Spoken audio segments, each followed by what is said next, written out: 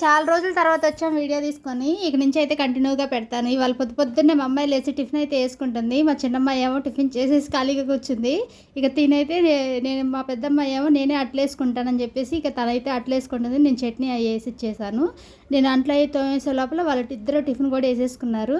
ఇంకా మా పెద్దమ్మాయికి సెలవులు వచ్చినాయి కాబట్టి ఇక నెక్స్ట్ కాలేజీకి కాబట్టి ఇక అందుకని ఈ సెలవుల్లో బాగా ఎంజాయ్ చేశారు. వీడియోలు పెడితే అక్కడ కుదరలేదు. ఇంక మా చిన్నమ్మాయి ఏమో చక్కగా టీవీ చూస్తుంది బ్యాంకప్ పిల్ల. ఇవాళ అయితే నేను కోడిగుడ్డు పులుసు అయితే ఉందాం అనుకొని 3 గుడ్లు అయితే తెప్పిస్తే దాంట్లో ఒక గుడ్డు అయితే చిట్లిపోయింది. ఇక అందుకని 2 గుడ్లు ఉడకబెట్టి నూనెలో వేయించేసి ఇలా కూర అయితే చేసేస్తున్నాను. మీరైతే ఎలా వండుకుంటారో నాకైతే కామెంట్ పెట్టండి కంపల్సరీగా. నేనైతే ఇలాగే వండుకుంటాను. ముందుగా పెనంలో నూనె వేసుకొని గుడ్లు వేయించుకొని పక్కన పెట్టుకొని దాంట్లో ఉల్లిపాయలు పచ్చిమిరపకాయలు కోసుకొని బాగా ఏగేదాకా వేయించుకుంటాను. దాంట్లోనే కొంచెం ఒక 4 టమాటాలు అయితే కోసేసుకున్నాను.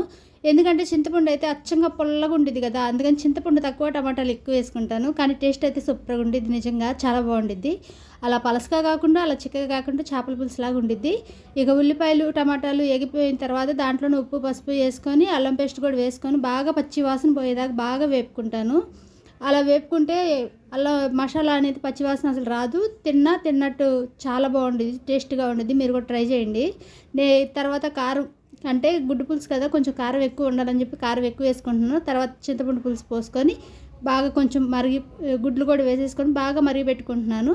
బాగా దగ్గరికి అయిపోయిన తర్వాత దీంట్లో ధనియాల పొడి వేసుకున్నాం. మసాలాలు కూడా ఎంత ఎక్కువ లేవు, ఏదైనా సరే చాలా బాగుంటుంది. టేస్ట్ అయితే సూపర్గా ఉంది. మా పిల్లలు అయితే బాగా ఇష్టంగా తిన్నారు. మీరు కూడా ట్రై చేయండి. ఇక తర్వాత గుడ్లు కూడా ఉడికిపెట్టుకున్నాయి పక్కన పెట్టుకున్నాం కదా, అవి కూడా పులుసులో వేసేసుకొని లాస్ట్లో ధనియాల పొడి అయితే వేసుకుంటున్నానండి. ఇది ఇవాళ మా వీడియో నచ్చితే మాత్రం కంపల్సరీగా లైక్ అండ్ సబ్స్క్రైబ్, కామెంట్ మాత్రం కంపల్సరీగా పెట్టండి. ఎందుకంటే నాకేం కామెంట్లు రావట్లేదు. నేనేం పెడదామన్న ఆలోచన ఉత్సాహం మొత్తం పోతుంది నిజంగా. ఇదే మా వీడియో నచ్చితే బాయ్ బాయ్.